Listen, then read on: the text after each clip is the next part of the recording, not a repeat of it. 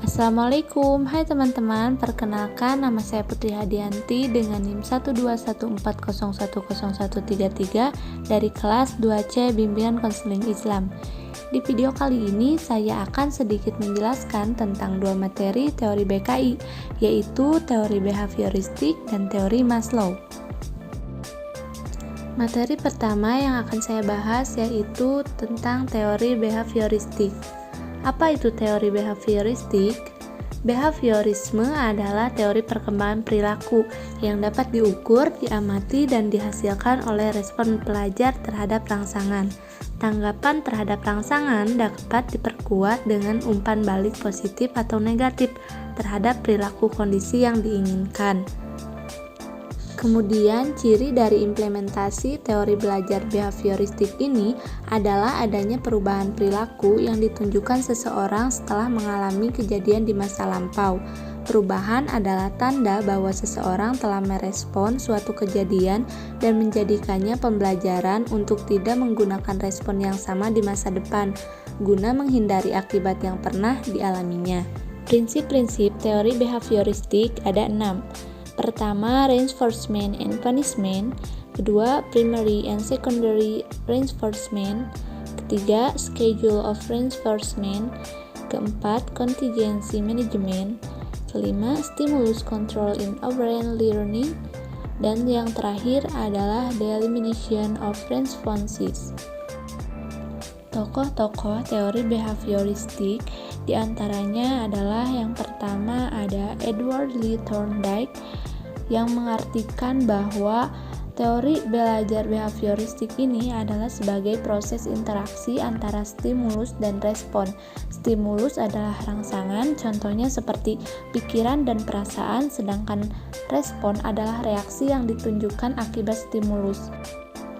Percobaan yang dilakukan Thorndike untuk memahami teori behavioristik ini yaitu dikenal dengan percobaannya yang paling fenomenal, yaitu meneliti perilaku pembelajaran kucing.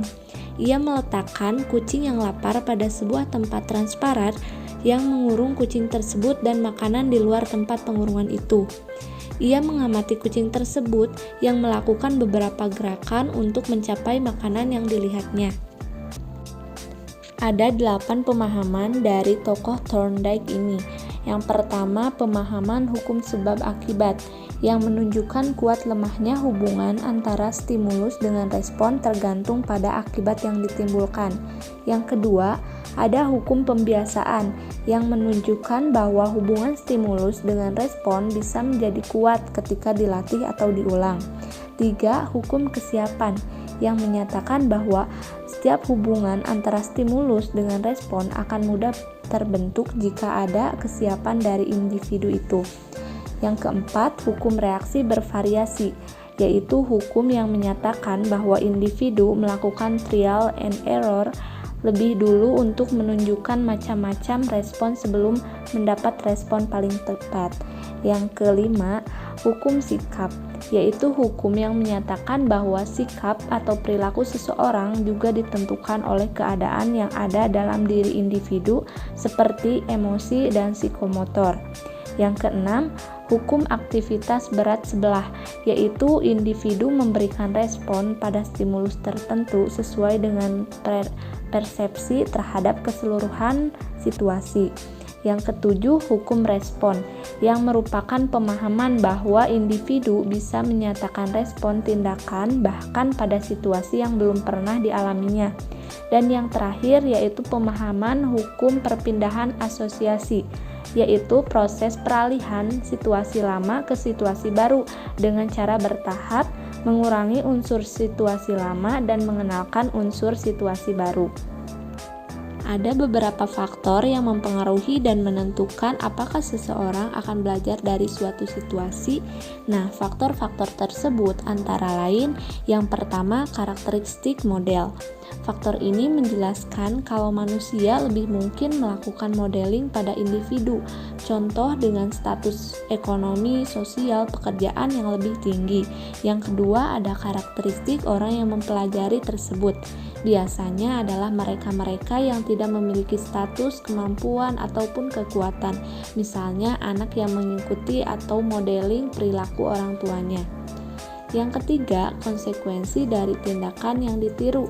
Konsekuensi yang semakin besar juga akan semakin menekankan orang untuk melakukan modeling.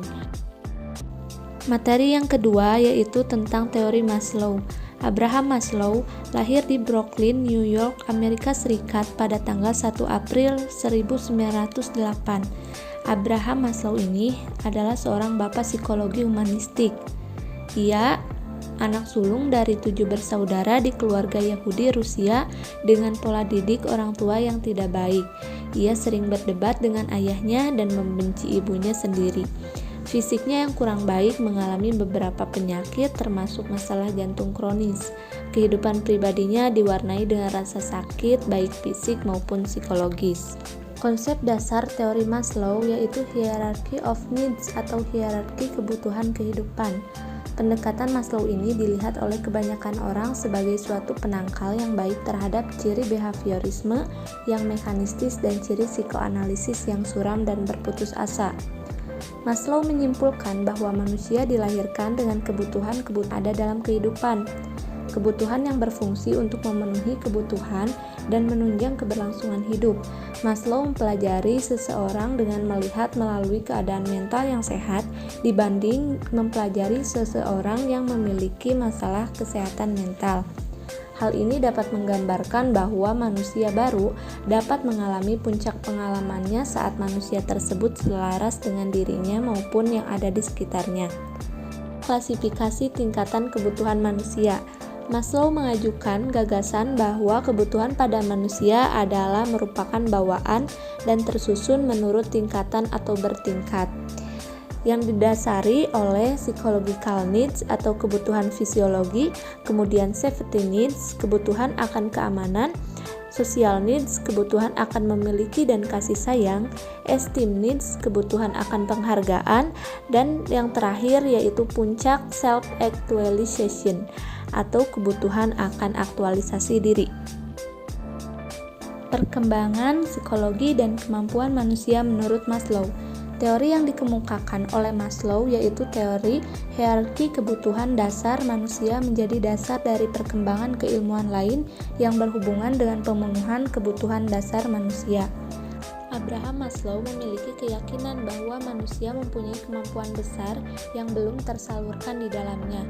Ia meyakini bahwa seseorang mempunyai kemampuan yang tersembunyi di dalam dirinya dan dapat berangsur-angsur muncul ketika mengalami persia dan perkembangan diri. Ia juga beranggapan bahwa kemampuan manusia tidak hanya pada hal seperti demikian melainkan juga seperti kreativitas, spontan, penuh rasa ingin tahu, kemampuan untuk berkembang secara terus-menerus, kemampuan untuk memahami, kemampuan untuk dicintai dan mencintai, serta kemampuan untuk mencapai suatu yang diinginkan dengan mengaktualisasikan dirinya. Mengapa orang bisa mengalami gagal, tumbuh, atau tidak berkembang? Ini adalah beberapa hasil penelitian Maslow. Yang pertama, naluri manusia itu tumbuh cenderung lemah. Yang kedua, di lingkungan kebudayaan barat, ada kecenderungan kuat untuk takut pada naluri-naluri, kecenderungan untuk memandang semua naluri bersifat kebinatangan serta hina. Yang ketiga, pengaruh negatif kebutuhan akan rasa aman dan perlindungan yang rendah itu ternyata kuat.